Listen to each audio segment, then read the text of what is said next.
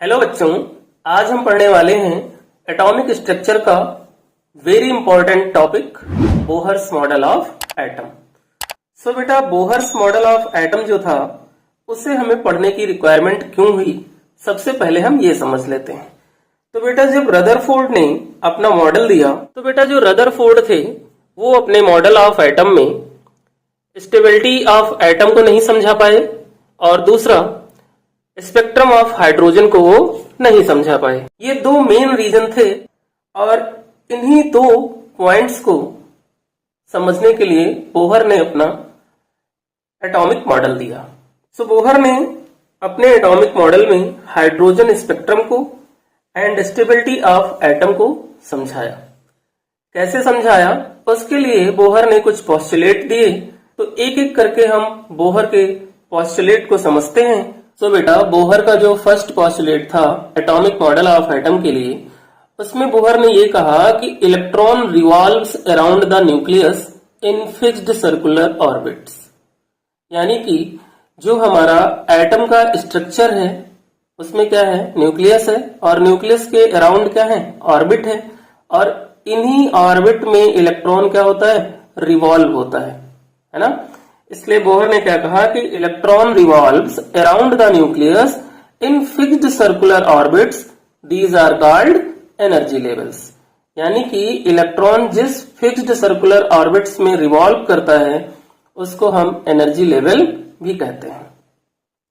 Second postulate जो था इनका, electron revolves only in those circular orbits for which the angular momentum is integral multiple of NH/2π। NH/2π। इन्होंने ये कहा कि इलेक्ट्रॉन जिस ऑर्बिट में रिवॉल्व करते हैं उसका एंगुलर मोमेंटम जो होगा वो इंटीग्रल मल्टीपल होगा NH/2π के। यहां पर n क्या है बेटा, नंबर ऑफ ऑर्बिट है या फिर हम इन्हें कह सकते हैं नंबर ऑफ सेल। जैसे कि फर्स्ट ऑर्बिट के लिए n की वैल्यू 1 होती है, सेकंड ऑर्बिट के लिए n की वैल्यू 2 होती है और थर्ड ऑर्बिट के लिए n की वैल्यू 3 एंड फोर्थ ऑर्बिट के लिए n की वैल्यू 4 होती है। तो बेटा इन्होंने बताया कि MVR इक्वल टू जो होता है वो क्या होता है, NH/2π होता है, NH/2। M यहाँ पे क्या है, मास ऑफ इलेक्ट्रॉन है, V क्या है, वेलोसिटी ऑफ इलेक्ट्रॉन है और R क्या है, रेडियस। और N यहाँ पर जो है बेटा वो क्या है, नंबर ऑफ ऑर्बिट्स है। n क्या है, नंबर ऑफ ऑर्बिट्स। सो बेटा इस फॉर्मूले से हम जो है किसी भी ऑर्बिट के लिए एंगुलर मोमेंटम कैलकुलेट कर सकते हैं। क्यों? क्योंकि n की वैल्यू डिफरेंट ऑर्बिट के लिए डिफरेंट है, जिन्हें हम n की जगह पे प्लेस करते जाएं और पर्टिकुलर ऑर्बिट के लिए एंगुलर मोमेंटम फाइंड हो जाएगा। ये पॉइंट बेटा बहुत इंपॉर्टेंट है, चाहे वो क्लास 11th हो या जेई हो या नीट हो, और इस पे क्वेश्चन आते ही आते हैं। सो सेकेंड पॉइंट बेटा क्लियर हो गया। नेक्स्ट पोस्टुलेट जो था बोहर का, बोहर ने ये कहा कि electron jump from one orbit to another orbit then energy. यानी कि इलेक्ट्रॉन जब एक ऑर्बिट से दूसरे ऑर्बिट में जंप करेंगे उस समय उनकी एनर्जी क्या होगी। तो बेटा अगर इलेक्ट्रॉन मिनिमम एनर्जी से यानी कि E1 से E2 में जंप करेगा तो वो क्या करेगा, एनर्जी को एब्जॉर्ब करेगा। और जब वो E2 से E1 में जंप करेगा तो एनर्जी क्या करेगा, इमिट करेगा। तो यहाँ पर बेटा जब इलेक्ट्रॉन जो है E2 से E1 ऑर्बिट में जंप करेगा तो वो क्या करेगा, एनर्जी को इमिट करेगा। और जब इलेक्ट्रॉन E1 से E2 ऑर्बिट में जंप करेगा तो वो एनर्जी को एब्जॉर्ब करेगा। यानी कि अगर हमें टोटल एनर्जी फाइंड करनी है कि टोटल एनर्जी क्या होगी, तो हम क्या करें, E higher minus E lower energy कर देंगे तो हमें टोटल एनर्जी जो होगी इलेक्ट्रॉन की, इमिटेड और एब्जॉर्ब एनर्जी हमें पता है कि किस कंडीशन में होती है और टोटल एनर्जी हमें यहां से पता चल जाएगी। नेक्स्ट पोस्टुलेट जो था बेटा बोहर का, वो है कि when electron revolving a particular orbit, when electron revolving a particular orbit and electron neither gain energy nor loss energy. यानी कि इलेक्ट्रॉन अगर एक पर्टिकुलर ऑर्बिट में रिवॉल्व करेगा तो वहां पर इलेक्ट्रॉन ना तो एनर्जी को गेन करेगा और ना ही एनर्जी को लॉस करेगा। ये इनका फोर्थ पोस्टुलेट था। फिफ्थ पोस्टुलेट जो था बोहर का वो था कि energy of electron in atom is quantized. यानी किसी भी एटम के इलेक्ट्रॉन की जो एनर्जी होती है वो क्वांटाइज्ड होती है। तो ये 5 पोस्टुलेट बोहर ने दिए एटॉमिक मॉडल से रिलेटेड। सो बेटा बोहर मॉडल ऑफ एटम के ये 5 पोस्टुलेट आपको बहुत अच्छे से समझ में आ गए होंगे। अब हम एक एक करके इनका क्विक रिवीजन कर लेते हैं, जिससे कि बोहर मॉडल ऑफ एटम के ये 5 पोस्टुलेट और अच्छे से क्लियर हो जाएं। फर्स्टली इन्होंने क्या कहा था कि इलेक्ट्रॉन रिवॉल्व करेगा न्यूक्लियस के अराउंड एक फिक्स्ड सर्कुलर ऑर्बिट में, जिसे हम कहेंगे एनर्जी लेवल। सेकंड पोस्टुलेट था कि electron revolves only in those circular orbits for which the angular momentum is integral multiple of NH upon 2π। और थर्ड पोस्टुलेट इन्होंने ये दिया कि जब इलेक्ट्रॉन एक ऑर्बिट से दूसरे ऑर्बिट में जंप करेगा तो वो एनर्जी इमिट करेगा और एब्सॉर्ब करेगा, यानी कि जब E2 से E1 में जाएगा तो वो एनर्जी को इमिट करेगा और जब E1 से E2 में जाएगा तो एनर्जी को एब्सॉर्ब करेगा। उस समय अगर हमें टोटल एनर्जी फाइंड करनी हो तो E higher energy minus E lower energy का फॉर्मूला अप्लाई करके हम वहां पे टोटल एनर्जी फाइंड कर सकते हैं। और फोर्थ पोस्टुलेट में इन्होंने क्या एक्सप्लेन किया कि इलेक्ट्रॉन रिवॉल्व करेगा जो पर्टिकुलर ऑर्बिट में, उस समय वो ना तो एनर्जी को गेन करेगा और ना ही एनर्जी को लॉस करेगा।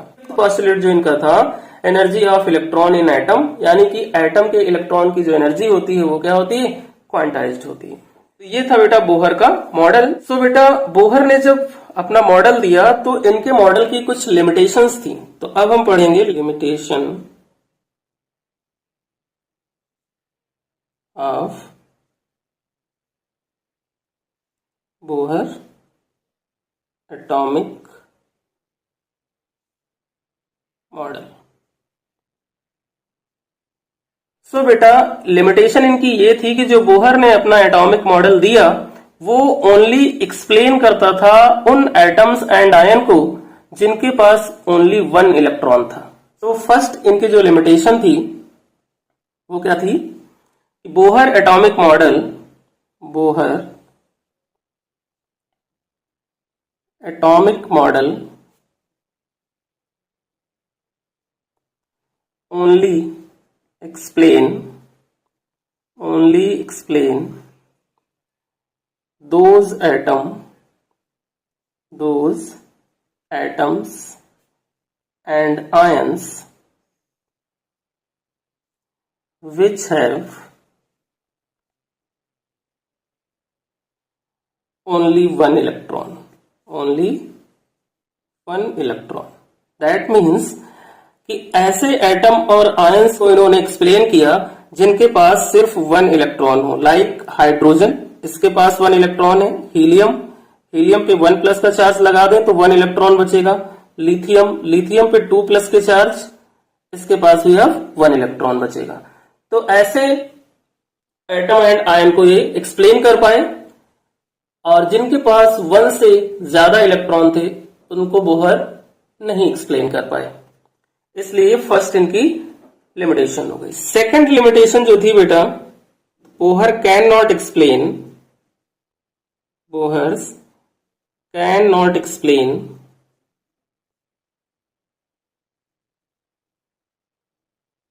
Zeeman effect.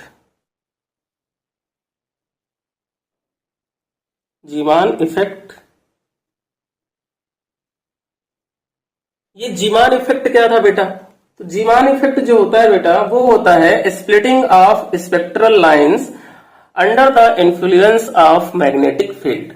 इसको हम बोलते हैं जीमान इफेक्ट। क्या होता है Zeeman effect? Splitting of spectral lines under the influence of magnetic fields. और बेटा बोहर एटॉमिक मॉडल जो था वो स्टार्क इफेक्ट को भी एक्सप्लेन नहीं कर पाया, यानी कि थर्ड लिमिटेशन थी बोहर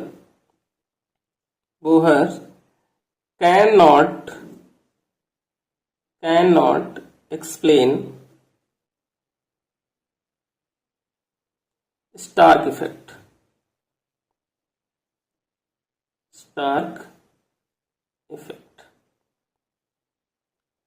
ये 3 लिमिटेशन थी।